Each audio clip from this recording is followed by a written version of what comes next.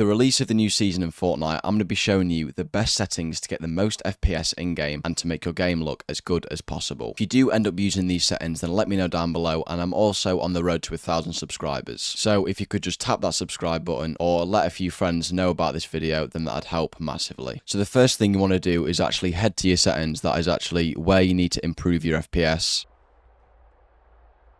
So actually, the main setting, if you want to improve your FPS, is the rendering mode. If you want shit frames, then go on DirectX 11 or DirectX 12, because it's just going to make everything, it'll look way better, but you don't need it. So the best thing to do first is to put it on performance. Another thing is that you don't actually need to install DirectX 12 because no one uses that. So if you've got that installed, delete it, because I think it takes about 20 gigabytes of storage, if I'm not wrong. Another thing to add is actually disabling VSync.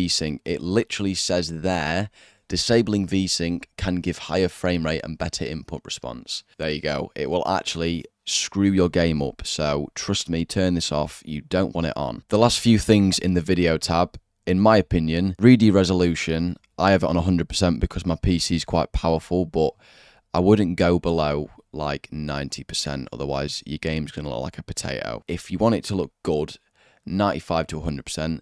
If your PC's not that good, 90, and if you're playing on a fridge, then put it on 80. So these few settings down here, you don't need that because that's just gonna literally says can lower frame rate, so that's just gonna make your game look better, but you don't actually need it. View distance, I'd probably put on near if you want the most FPS. Again, I've got it on far because my PC can handle it and I still get enough FPS.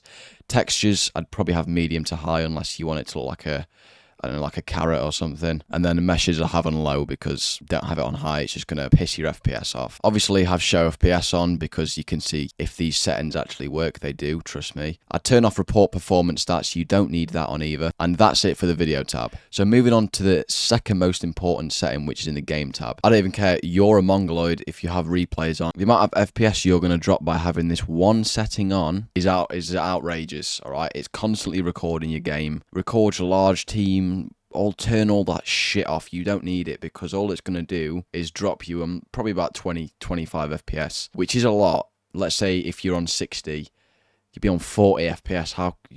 I'm pretty sure an iPhone 4 can handle that. These two are actually quite important as well. These energy saving. I'd turn this off because it's constantly like lowering your PC, so you're not going to get as many frames. So I'd definitely turn them two off. Another thing to quickly add is on display on the video tab, you always want it on full screen because if you don't, you're just going to get so much input delay. It'll probably make your frames better. Just have it on full screen because who the fuck wants to play with a box on their screen? No one. So those are the main settings to get more FPS. If you want to make your game look as good as possible, I would suggest having brightness on 100%, user interface contrast, that doesn't really matter. It's just, look, that's just going to look dark. Everything's just going to look dark. So in my opinion, yeah, look, turn that shit off.